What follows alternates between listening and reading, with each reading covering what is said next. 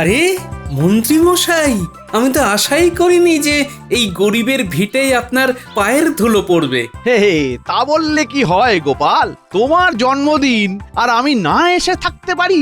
সে আপনার মহানুভবতা মন্ত্রী মশাই। আসুন আসুন, ভেতরে আসুন।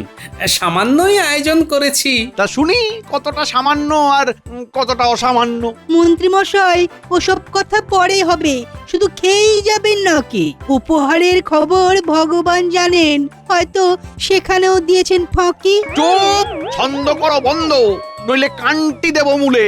গোপালকে উপহার দিতে আমি যাব ভুলে? গোপাল, এই নাও, এই নাও। তোমার জন্য এই মিষ্টি আমি নিজে হাতে বানিয়ে এনেছি। মনে করে অবশ্যই খাবে কিন্তু। হ্যাঁ, মিষ্টি আমার অতি প্রিয় খাদ্য। কই গো গিন্নি, মন্ত্রী মশাই এসেছেন। এই এই মিষ্টির হাঁড়িটা নিয়ে যাও দেখি। এই যে আপনারা এবার খেতে বসবেন, চলুন না, আর দেরি করবেন না। হ্যাঁ হ্যাঁ, এবার বসে পড়া যাক। এই বেলা না খেয়ে নিলে দেখা যাবে গন্ধে গন্ধেই একেবারে পেট ভরে গেছে পুরো।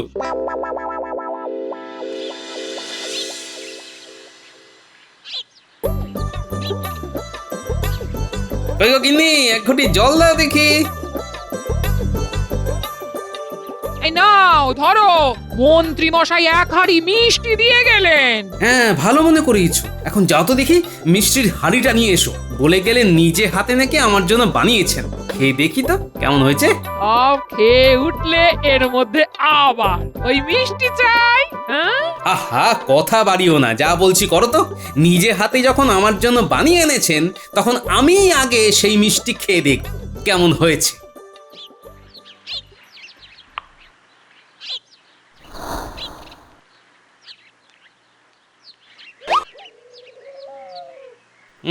বাহ, দেখতে তো বেশ ভালোই লাগছে। এখন স্বাদে কতখানি কেরামতি দেখিয়েছেন সেটাই দেখার পালা। আর রসটা পর্যন্ত তো চিপে নিলে না, অমন হা করে খেতে গেলে তো বিষম খাবে গো। রস চিপে কেউ রসগোল্লা খায় নাকি নিয়ে? রসই হলো রসগোল্লার প্রাণ।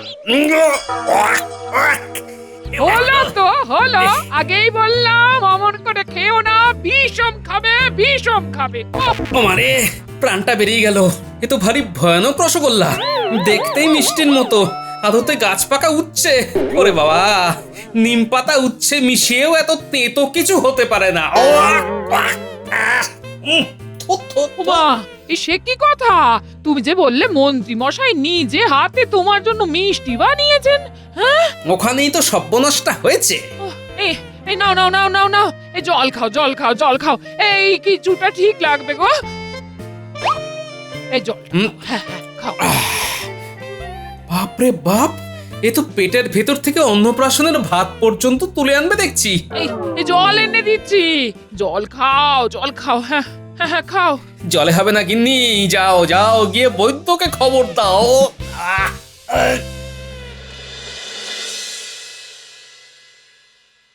হঠাৎ করে কি এমন অবস্থা হলো গোপাল? জন্মদিনের ভোজ একটু বেশি হয়ে গেছিল নাকি? আগে ভোজ ঠিকই ছিল, শুধু জন্মদিনের উপহারে পাওয়া এক ধরনের বিশেষ মিষ্টি খেয়ে আমার আজ এই অবস্থা। বয়স তো কম হলো না গোপাল, খাওয়া দাওয়া একটু সাবধানে করতে হবে তো। এই নাও, এই নাও, এই ওষুধটা দিয়ে গেলাম, খেয়ে নাও। আর তাতেও যদি না হয় তাহলে ভগবানই ভরসা। বারবার করে বললাম খেয়ে উঠেই মিষ্টি খেও না, খেও না, তা তুমি যদি শুনতে। আর তুমি জানো না মন্ত্রী মশাই কেমন মানুষ, এই যে বুদ্ধির বড়াই করো তুমি। হ্যাঁ, চিৎকার করো না গিন্নি, শরীর অশরীরী হয়ে যাওয়ার আগে যাও গিয়ে বিজ্ঞানীকে ডেকে আনো। তোমার জন্য আমার দুদণ্ড শান্তি মেলা ভার। হ্যাঁ,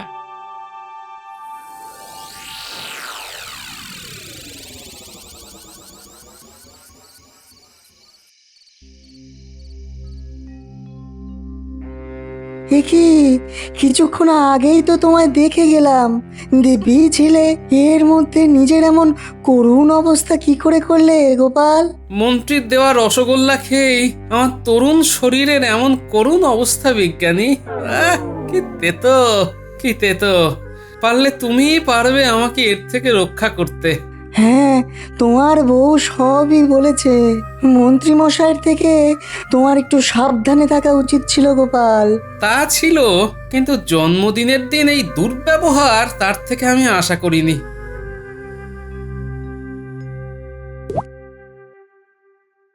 বাঁচালে বিজ্ঞানী, তোমার দেওয়া ওষুধ খেয়ে তাও এখন কিছুটা সুস্থ বোধ করছি। তা বেশ, কাল তাহলে রাজসভায় আসছো তো? হ্যাঁ নিশ্চয়ই।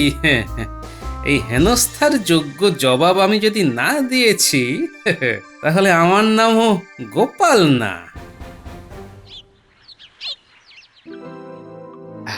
ব্যাস, সবার আগে রাজসভায় চলে এসেছি, এখনো কেউ আসেনি। এই ফাঁকে আমি আমার কুটির শিল্পটা করে ফেলি।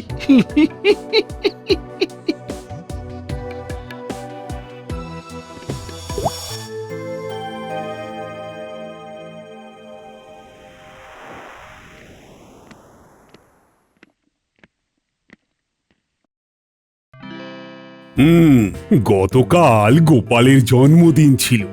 কিছু বিশেষ কারণে আমি সেখানে উপস্থিত থাকতে পারিনি, কিন্তু আজও তাকে রাজসভায় দেখতে পাচ্ছি না কেন। মহারাজ, জন্মদিনের গুরুপাকে কিঞ্চিত অধিক ভক্ষণ হেতু তার উদরে কিছু উদ্বেল সৃষ্টি হয়েছে, সেই কারণেই এখনো অনুপস্থিত। আপনি তো তাকে চেনেনই মহারাজ, খাওয়ার বিষয়ে সে কতখানি অসংযমী। এ তো ভারী চিন্তার কথা। এইটুকুনি সংযম যদি না থাকে তাহলে তো পদে পদে বিপদ। মহারাজ, আপনি অযথা বিচলিত হবেন না। আমি তাকে ওষুধ দিয়ে এসেছি, সে এলো বলে। যত করবে চালাকি তত বুঝবে তার জ্বালাকি। মহারাজ, চিন্তার কোনো কারণ নেই, আমি সুস্থই আছি। এসো গোপাল, এসো। তোমায় ছাড়া আমার এই দরবার শরতের আকাশে মেঘের মতো দেখায়। আগে মহারাজ, সেই কারণেই তো আমি কারোর চোখের শূল হয়ে দাঁড়িয়েছি। এ কি কথা গোপাল, তোমার এরকম ধারণার কি কারণ? সে মহারাজ অনেক কথা, অনেকটা পথ হেঁটে এসেছি, বসে না হয় সব বিস্তারে বলি। তোমায় তো আমি দাঁড়িয়ে থাকার নির্দেশ দিইনি। বসো বসো গোপাল, বসো। কি যেন একটা লাগলো। কি হয়েছে? গোপাল অমন করছে কেন? কি তোমার ধুতি পাঞ্জাবি ছিঁড়লো কেমন করে? হাসুন হাসুন, যত পারবেন হেসে নিন, তারপর কাঁদাবো তো আমি। বলি বলি গোপাল, গোপাল, পশ্চাৎ দেশের এমন করুণ অবস্থা নিয়ে লজ্জা নিবারণ তো দুর্বার হয়ে পড়লো তোমার। এভাবে এভাবে বাড়ি ফিরবে কেমন করে গোপাল?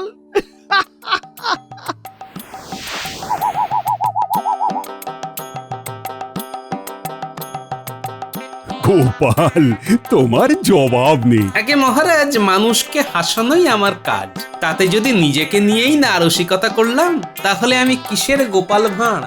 বাহ গোপাল বাহ, তোমার বিবেচনার প্রশংসা না করে থাকা অসম্ভব। তবে মহারাজ, এই বেলা আমায় বিদায় নেওয়ার অনুমতি দিন।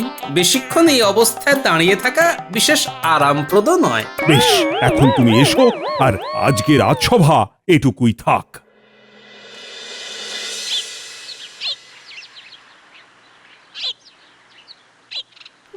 গোপাল দাদু, এই সময় গামছা পরে কোথায় যাচ্ছ? তোমার মুখটাও বেশ গম্ভীর লাগছে দাদু। কি হয়েছে দাদু তোমার? ওরে থাম থাম, আমার কিছুই হয়নি। বাইরে অনেক গরম তো, তাই ভেজা গামছা জড়িয়ে রেখেছি। আর তোরা বুঝি পাঠশালা থেকে ফিরছিস? হ্যাঁ দাদু। তা কি হলো শুনি আজ পাঠশালায়? জানো গোপাল দাদু, পণ্ডিত মশাই আজ আমাদের গুপ্তধন আর লোভী দস্যুর গল্প বলছিল। কি বললি? গুপ্তধন আর লোভী দস্যু? হ্যাঁ গোপাল দাদু, লোভী দস্যু কিভাবে গুপ্তধন? শোন, তোরা সকলে আজ বিকেল বেলায় বিজ্ঞানীর বাড়িতে চলে আসবি। তোদের সঙ্গে বিশেষ কিছু পরামর্শ করার আছে, বুঝলি? কিসের পরামর্শ গো দাদু?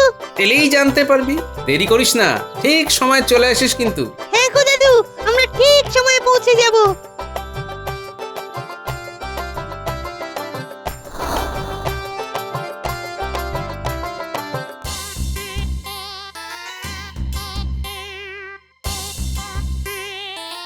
আমি তখনই বুঝতে পেরেছিলাম আঠা লাগিয়ে রাখার ওই কীর্তিতেও মন্ত্রী মশাইয়েরই হাত ছিল। দেখো বিজ্ঞানী, মন্ত্রীকে উচিত শিক্ষা দেওয়ার জন্য তোমাকে আমার সাহায্য করতে হবে। তুমি হলদে হয়ে যাওয়া পুরনো কাগজে আমায় কিছু ওই মানচিত্র এঁকে দিতে পারো? নিশ্চয়ই পারি, তবে কিসের মানচিত্র আঁকতে হবে সেটা তো বলো। সে তোমায় সব বুঝিয়ে বলছি। এবার বুঝতে পেরেছি তুমি কি করবে। তুমি দাঁড়াও, আমি এক্ষুনি এঁকে দিচ্ছি।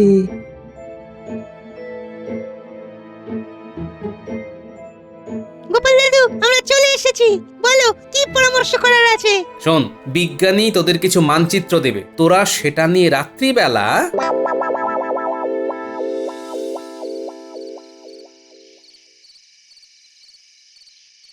তুই মন্দিরতলা থেকে পাওয়া এই নকশাটারই কথা বলছিলি, যেখানে গুপ্তধনের কথা লেখা আছে? হ্যাঁ রে, এই নকশা অনুযায়ী গেলেই আমরা গুপ্তধনের সন্ধান পাবো।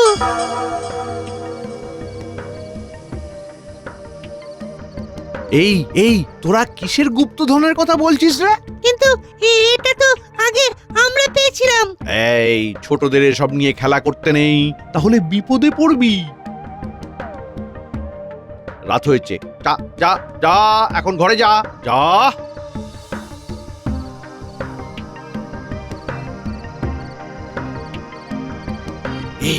এই বটা বটা বটা ঘটা, বাড়ি আছিস নাকি?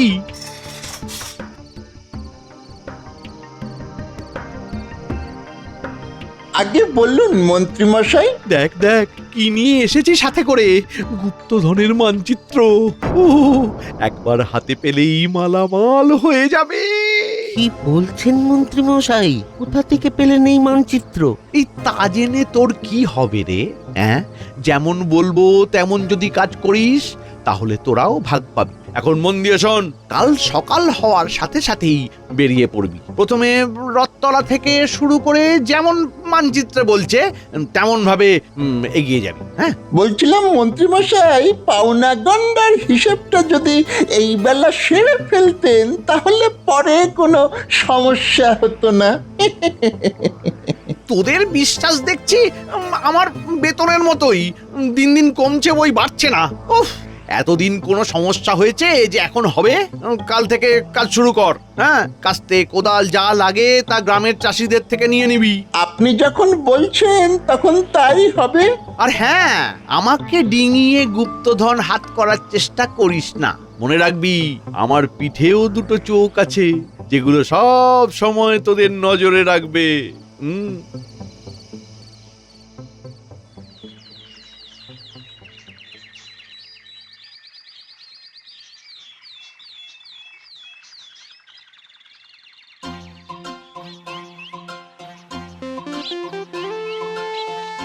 দূরবীনে চোখ লাগিয়ে বাইরে কি অত দেখছো হে গুপ্তচর? চোর তো এবার ঘরে ঢুকে এলো বলে।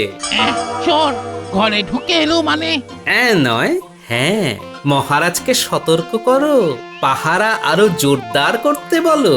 এই সপ্তাহের মধ্যেই তাহলে চোর ধরা পড়বে, না হলে কিন্তু খুব বিপদ। তুমি ঠিক বলছো তো গোপাল দাদা, পরে না হলে মহারাজ কিন্তু খুব রাগ করবেন। আরে আমি কখনো ভুল বলেছি নাকি? যাও শিগগিরই তাকে সতর্ক করো।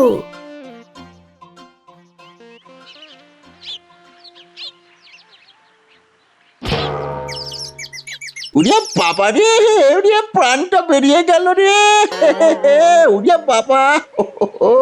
এই রকম অন্ধের মতো হাঁটলে প্রাণ আর বেশি দিন ধরেও রাখতে পারবি না। অনেক হয়েছে, এবার বাড়ি চল। এই কাঠ ফাটা রোদে টাক ফাটিয়ে গুপ্তধন খুঁজে আর লাভ নেই। চল চল।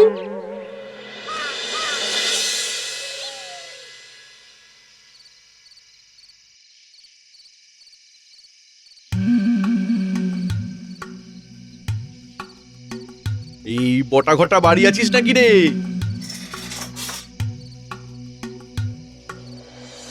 এই কি রে, একদিনে একই হাল করেছিস? আপনিও আমাদের সাথে চলুন মন্ত্রীমশাই, আমরা খেটে গুপ্তধন বার করব, আর আপনি এসে শেষে শুধু রত্নপেটিকার তালা ভাঙবেন, ওটি হবে না। হ্যাঁ, বুঝেছি বুঝেছি। ঠিক আছে, কাল রাত্রে আমিও থাকবো তোদের সাথে। মন্ত্রীমশাই, কাল ওই তালতলার মাঠ থেকে সুড়ঙ্গ খুঁড়তে হবে তো, তাই ওই কাস্তে কোদাল ভাড়া করতে 8টা সোনার মোহর লাগবে, সেটি দিয়ে যাবেন কেমন? তোদের দেখছি বাহানার শেষ নেই। নে ধর।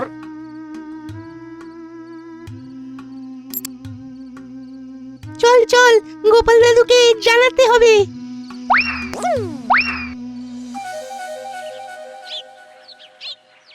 সে কি গো গোপাল দাদা, এও কি সম্ভব? সম্ভব না হলে আর বলছি কি, যাও এক্ষুনি মহারাজকে খবর দাও আর বলবে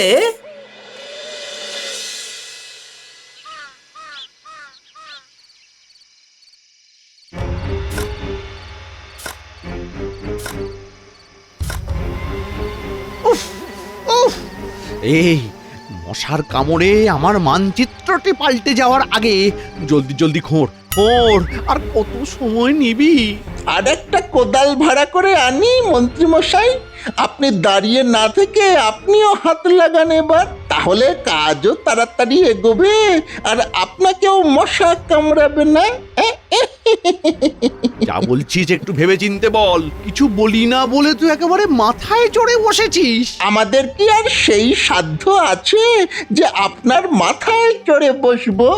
কথা কম করে কাজ কর। সেই তখন থেকে খুঁড়ে চলেছিস, এবার তো মনে হচ্ছে এর কোনো আদি অন্ত নেই। থাকবে কি করে? হ্যাঁ, কতগুলো ওই কুড়িয়ে পাওয়া কাগজ নিয়ে আপনি গুপ্তধনের অভিযান শুরু করলেন। আপনার তো একবার পরখ করে নেওয়া উচিত ছিল যে এই কাগজ আদৌ কোনো গুপ্তধনের কিনা। আমার বুদ্ধির ওপর যদি এতই সংশয়, তখন এলি কেন? হ্যাঁ, এলিটা কেন? তখন তো গুপ্তধনের কথা শুনে চোখ চকচক, জিভ লক লক করছিল। মন্ত্রীমশাই, এইদিকে দেখুন, মাটি নয়, এই যে শক্ত দেয়াল। ওই এই এই দেখি দেখি দেখি দেখি। হ্যাঁ,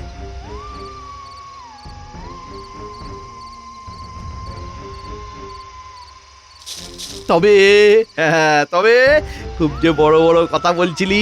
হ্যাঁ, এই হচ্ছে সেই গুপ্ত ঘরের বিলুপ্ত প্রায় দেওয়াল। ভাঙ এটাকে, ভাঙ। আমাদের মন্ত্রীমশাইয়ের কোনো তুলনাই নেই। গোপাল, মধ্যরাতে এইভাবে চোরের জন্য অপেক্ষা করা কতখানি কার্যকর হবে বলে তোমার মনে হয়? মনে রেখো, তোমার কথাতেই কিন্তু আমরা সকলেই আজ রাত জেগে এখানে দাঁড়িয়ে আছি।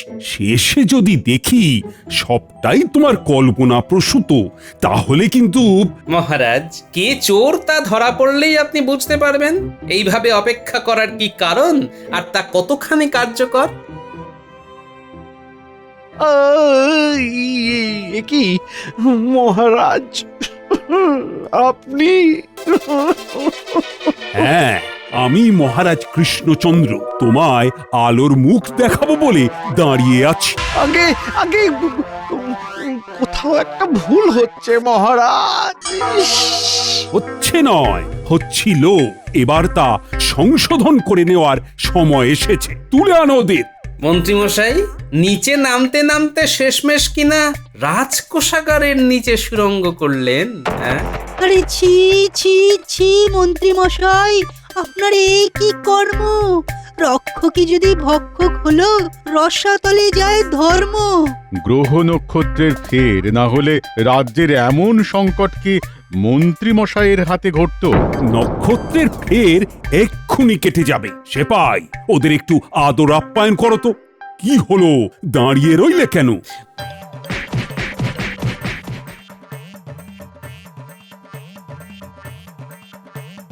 অনেক ধকল গেল আপনার শরীরের উপর দিয়ে মন্ত্রীমশাই, নিন একবার জল খান। এত কিছু করার পরেও তুমি আমার জন্য জল এনেছো গোপাল? তোমায় আমি ভুল বুঝেছি।